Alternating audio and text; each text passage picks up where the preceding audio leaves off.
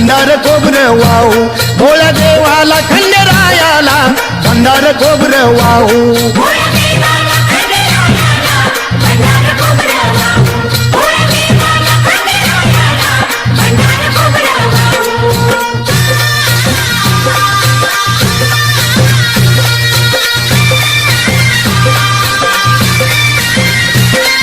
दैवत खंडेरायाचा लावू भंडारा त्याच्या नावाचा